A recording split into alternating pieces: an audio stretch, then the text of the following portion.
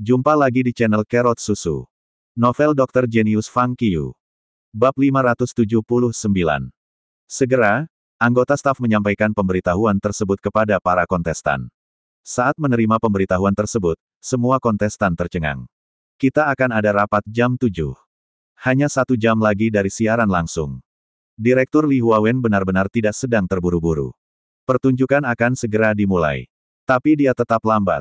Meskipun setiap orang memiliki keluhan mereka, itu tidak masalah lagi.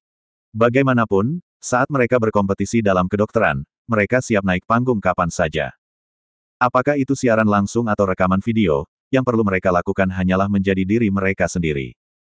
Fang Qiu juga sangat tenang. Setelah menerima pemberitahuan tersebut, dia langsung membawa Jiang Miaoyu ke restoran hotel untuk makan malam. Saat selesai makan, sudah mendekati waktu pertemuan yang ditentukan. Semua kontestan berangkat ke gedung televisi pusat dan memasuki ruang pertemuan tempat staf dokter pengobatan Cina muda berada. Tepat pukul 7 tepat, 10 kontestan semuanya hadir.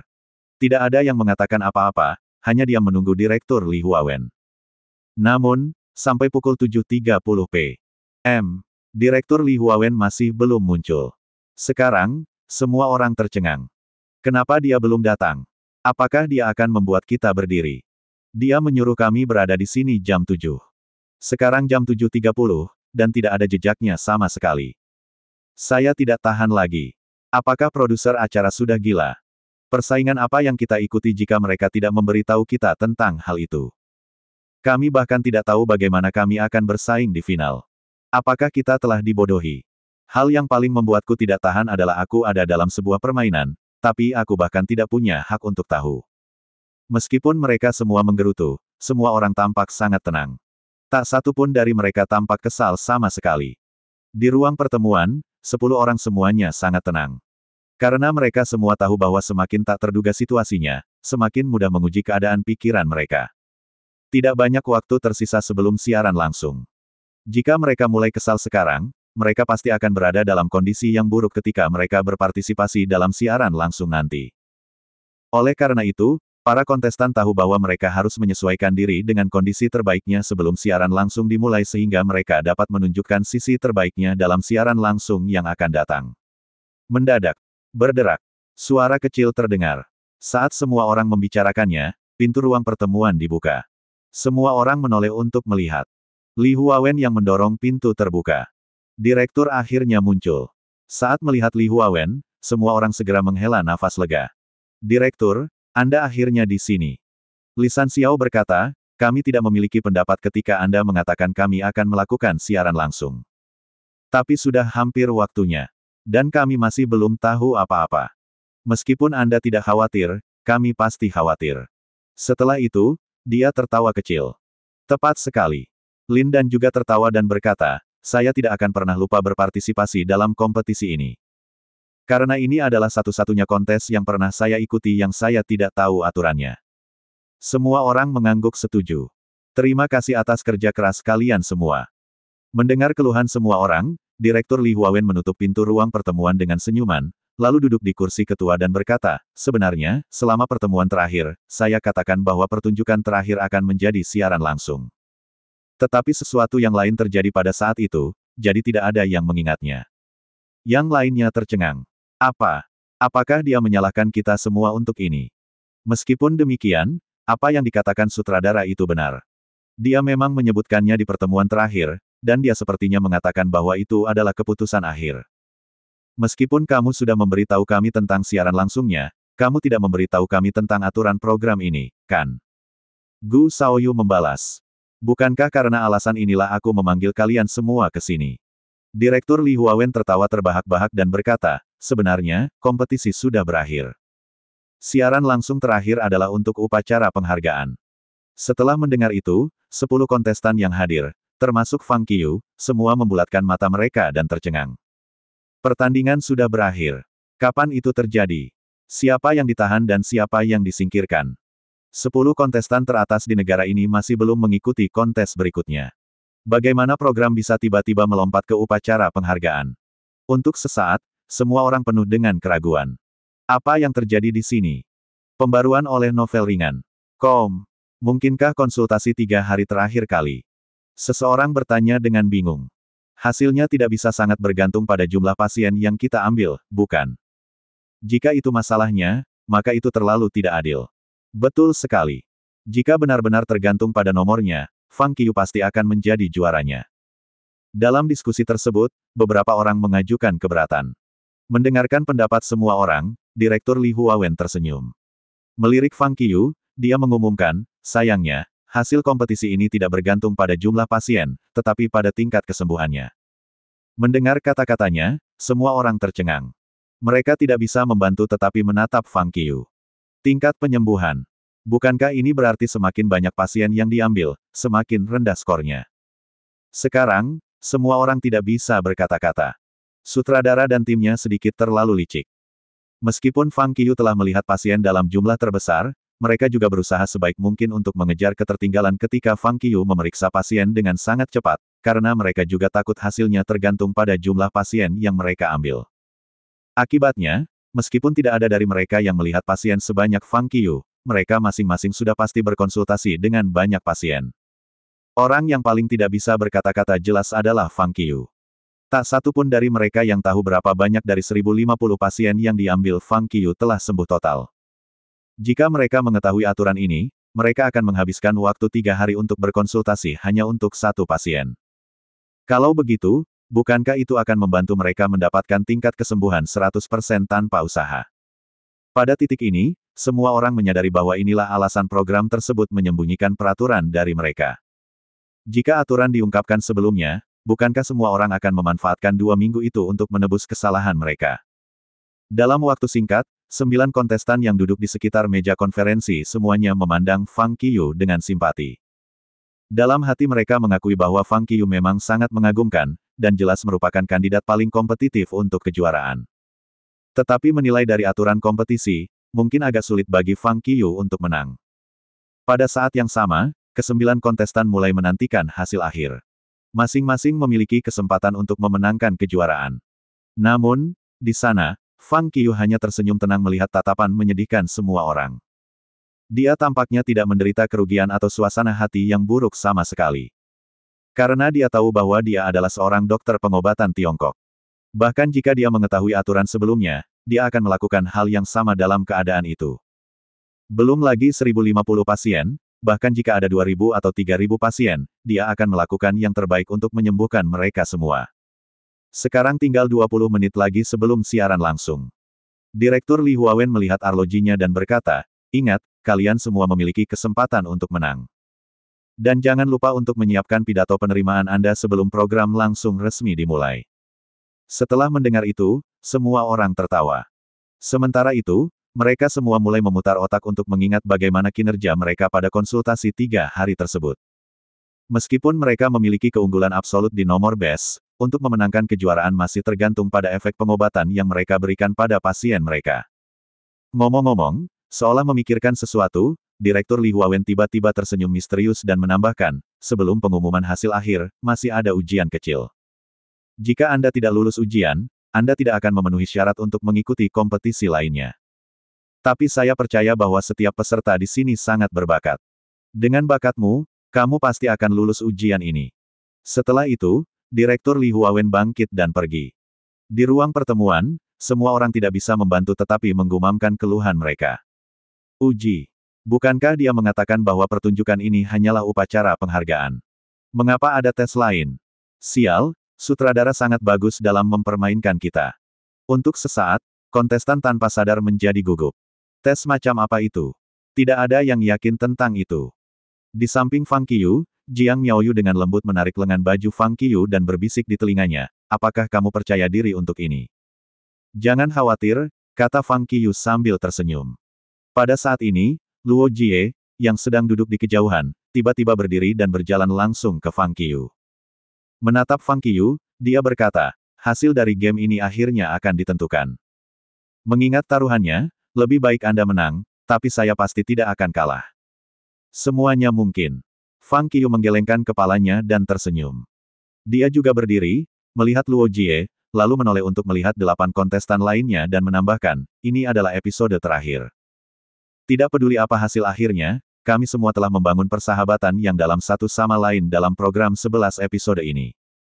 Meskipun dokter pengobatan Cina muda akan berakhir, ini hanya sebagian dari perjalanan mengembangkan pengobatan Cina kita. Jalan kita masih panjang di masa depan. Pengobatan Tiongkok masih harus menempuh perjalanan panjang. Saya berharap kita masih bisa bekerja sama dan bekerja keras untuk pengembangan pengobatan Tiongkok di masa depan. Pada pidatonya, semua orang berdiri. Mereka semua mengangguk ke arah Fang Qiu sambil tersenyum untuk menunjukkan persetujuan mereka. Memang, mereka semua adalah dokter pengobatan Tiongkok.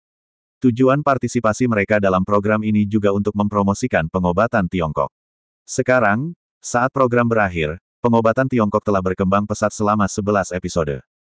Namun, pertumbuhan semacam ini hanyalah permulaan. Pengobatan Tiongkok belum benar-benar meningkat. Mereka masih perlu menggandakan usaha mereka di masa depan. Di semua tempat di negara ini, semua orang mulai menelepon teman untuk menonton siaran langsung bersama. Di rumah Fang Qiu, Kabupaten Lingxi. Tidak perlu Ibu Fang Qiu mengundang siapapun. Setelah mengetahui bahwa ini adalah episode terakhir dari dokter pengobatan Tiongkok muda, banyak kerabat dan teman serta tetangga datang ke rumah Fang Qiu untuk menonton pertunjukan. Kerumunan besar duduk dengan gembira dalam paduan suara, menunggu acara dimulai. Di timur laut, Su Miaolin dan Chu Yunyun langsung kembali ke kampung halaman mereka dan sedang menunggu hasil akhir bersama Dr. Su Cicu. Apa masalahnya? Apakah Anda akan bertanding tatap muka dengan saya? Melihat pasangan itu, Tabib Su Cicu mendengus. Dia menatap Su Miaolin dan mencibir. Ya, jawab Chu Yunyun tanpa ragu-ragu. Anda sendiri menyetujui istilah tersebut. Saya hanya akan berdiri di sini dan menonton. Su Miaolin mengumpulkan keberaniannya dan berkata. Dr. Su Cicu mencibir dan berkata, saya melihat bahwa Anda tidak gugup sama sekali. Saya memiliki kepercayaan pada murid saya. Su Miaolin mengangkat kepalanya dengan bangga seolah hal itu wajar baginya untuk melakukannya. Kemampuanmu tidak terlalu luar biasa, tapi kesombonganmu. Dr. Su Cicu memutar matanya. Su Miaolin mengerutkan bibirnya. Dia berpikir, hanya saja kamu lebih tua dariku. Saat saya seusia Anda, mungkin saya juga akan menjadi dokter suci. Sambil berbicara, mereka bertiga masing-masing menyeret kursi ke ruang tamu dan duduk. Mereka memusatkan perhatian pada TV, menunggu siaran langsung dimulai. Di Universitas Pengobatan Tiongkok Jingbei, Jiang Mengji berada di asramanya, seperti biasa, menonton komputer sendirian dan menunggu siaran langsung. Selama di Universitas Pengobatan Cina Jiangjing, tidak ada siswa yang duduk sendirian di asrama mereka sendiri. Sebaliknya, mereka muncul dalam jumlah besar di beberapa tempat berbeda di kampus. Untuk menyemangati Fang Qiu dalam episode program ini, universitas secara langsung memasang layar besar di auditorium dan taman bermain agar para siswa dapat menonton siaran langsung bersama.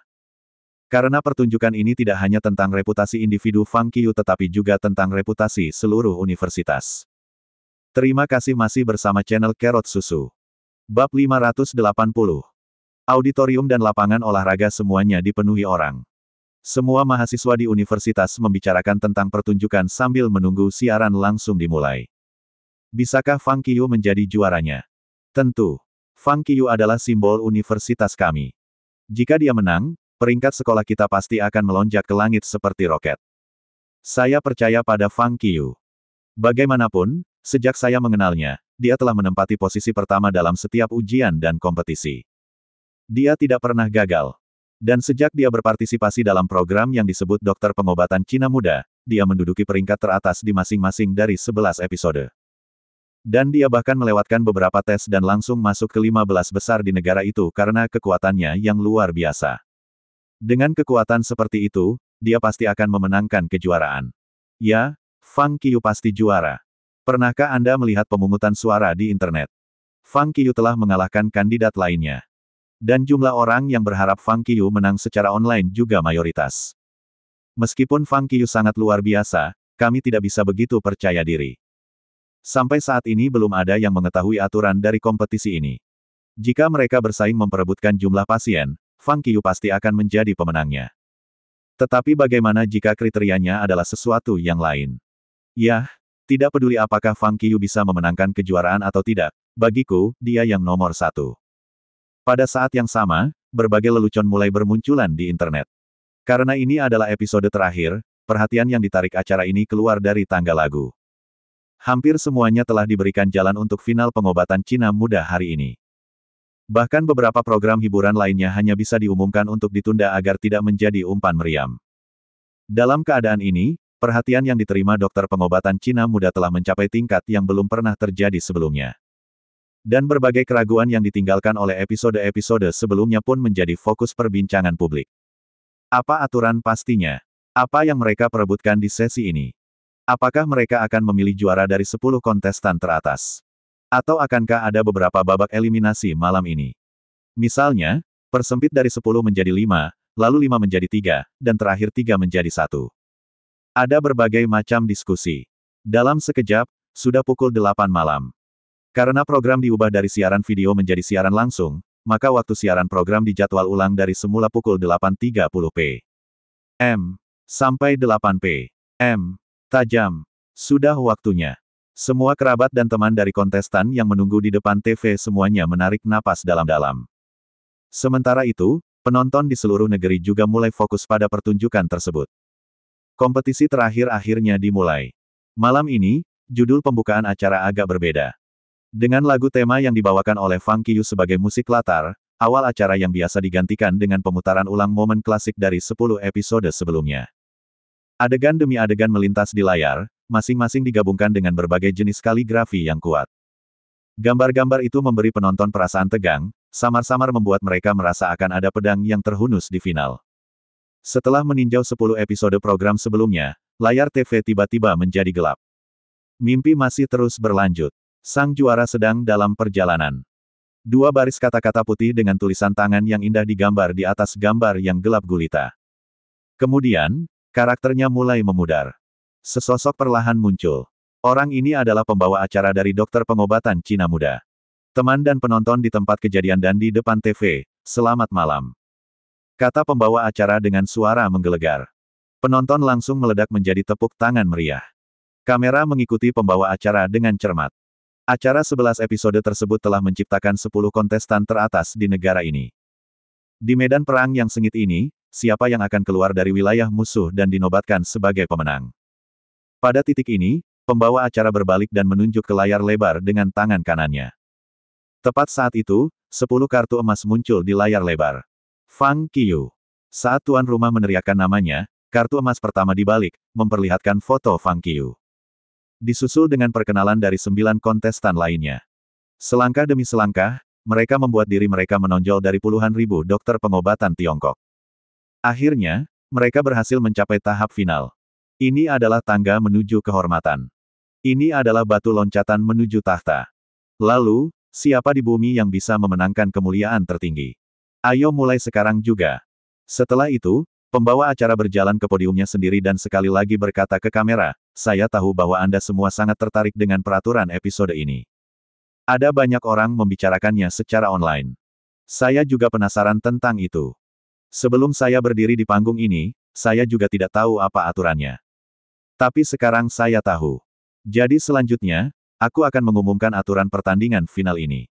Begitu dia mengatakan itu, semua orang, baik yang menonton siaran langsung di tempat kejadian, di TV, komputer, atau smartphone, segera mengangkat telinga mereka dan mendengarkan dengan cermat.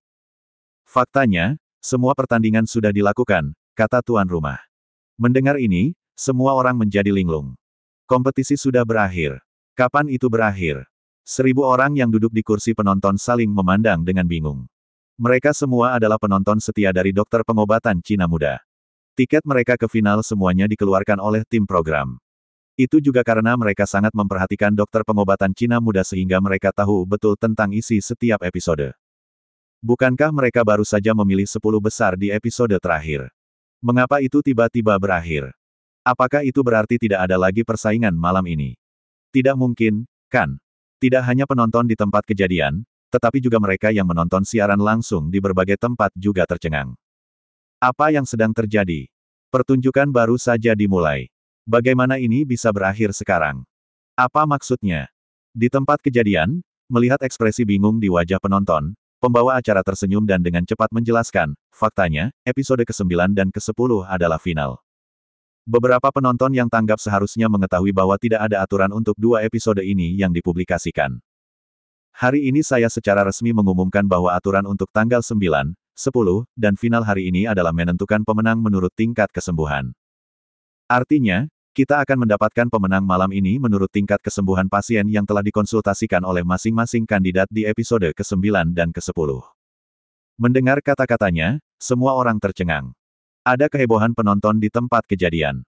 Jika seorang kandidat hanya merawat satu pasien dan menyembuhkan mereka, bukankah angka kesembuhannya akan 100%? Meskipun 10 kontestan masing-masing telah mengambil banyak pasien dan aturan ini terdengar cukup adil, bukankah terlalu sulit untuk menang dengan cara ini? Ya ampun, saya ingat Fang Qiyu telah melihat 1050 pasien, kan? Ya, sepertinya begitu. Untuk sesaat, semua orang tercengang. Aturan ini hanya membuat jebakan untuk Fang Qiyu. Di Universitas Pengobatan Cina Jiangjing. Semua siswa yang menonton program itu meledak menjadi keributan. Apa-apaan ini? Apa aturan raja sialan ini? Sampah. Aturan kompetisi ini menghasilkan fakta bahwa semakin kecil jumlah pasien yang diambil, semakin mudah untuk memenangkan kejuaraan. Fang Qiyu telah merawat 1050 pasien, 2 kali atau bahkan 3 kali lebih banyak dari jumlah pasien yang diambil orang lain. Bagaimana dia bisa bersaing dengan mereka sekarang? Semuanya kacau sekarang. Bagaimana mereka menghasilkan aturan seperti itu? Aku tidak bisa berkata-kata. Di Universitas Pengobatan Cina Jingbei. Lemah. Oleh karena itu, karena jumlah pasien yang dilihat Fang Qiyu terlalu tinggi, Luo Jie kemungkinan besar akan memenangkan kejuaraan dengan aturan yang membingungkan ini. Tanpa disadari, keduanya mulai berkeringat di telapak tangan mereka. Meski begitu, mereka tetap percaya pada Fang Qiyu. Di Kabupaten Lingxi. Di rumah Fang Qiyu. Aturan program ini sepertinya tidak berpihak pada Qiyu kecil. Ya, para kontestan lain tidak melihat banyak pasien, sedangkan Qiyu kecil telah merawat begitu banyak pasien.